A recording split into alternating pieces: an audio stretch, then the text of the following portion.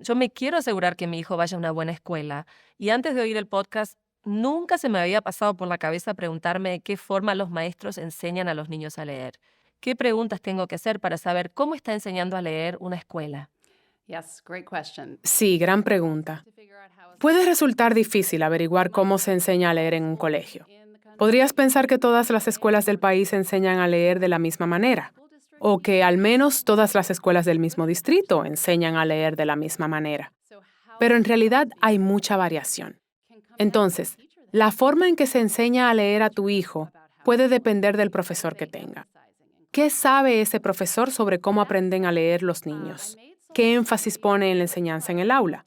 Ahora bien, yo hice Sold a Story porque me di cuenta de que, aunque cada profesor y cada escuela usa un material y un plan de estudios distinto, el material que usan muchas escuelas recoge ideas sobre cómo aprenden a leer los niños que no son correctas. Yo no creo que ninguna escuela esté enseñando a los niños con base en ideas inexactas deliberadamente. Nunca he conocido a una maestra o maestro que no quiera que sus alumnos aprendan a leer. Pero a muchos de ellos nunca se les enseñó gran parte de la investigación científica que se ha hecho sobre la lectura en los últimos 50 años.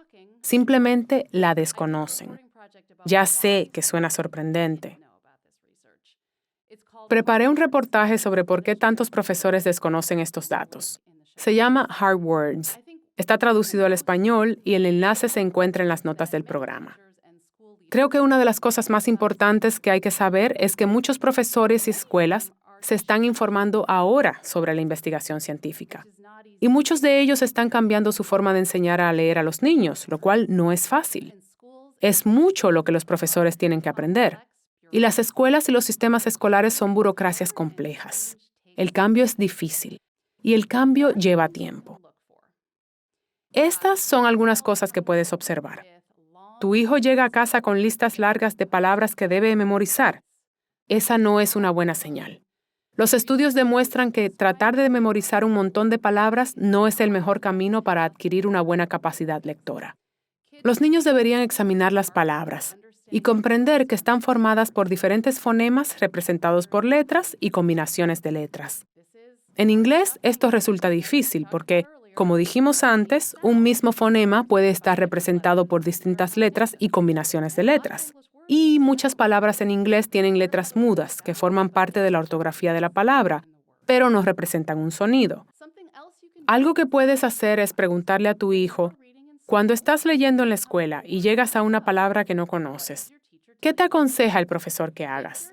Si el niño está aprendiendo a mirar la imagen y la primera letra e intenta proponer una palabra que tenga sentido, eso indica que la enseñanza de la lectura no se ciña a la investigación científica. Otra cosa que vas a querer saber es cómo le va a tu hijo en la lectura. Puede que recibas esta información del colegio. Si todo lo que recibes es algo así como tiene un nivel B o D o H, tampoco es buena señal. Esas letras que indican qué libro está leyendo un niño en el llamado sistema de lectura por niveles se utilizan en los colegios desde hace mucho tiempo, pero los estudios muestran que esas letras pueden ser engañosas y no proporcionan suficiente información sobre el desarrollo de un lector principiante. Tú quieres información más concreta sobre el progreso de tu hijo. Entonces, haz preguntas como, ¿mi hijo es capaz de identificar y manipular cada uno de los sonidos de las palabras? ¿Qué puede decirme sobre su conocimiento de las letras y los sonidos correspondientes? ¿Qué evaluaciones utiliza? Por favor, muéstreme los datos de mi hijo. Y también puedes preguntar, ¿qué materiales utilizan para enseñar vocabulario y reforzar los conocimientos de mi hijo? Es muy importante que te asegures de que el colegio de tu hijo pone atención tanto a la descodificación como a la comprensión del lenguaje y a la adquisición de conocimientos. And language comprehension and knowledge building.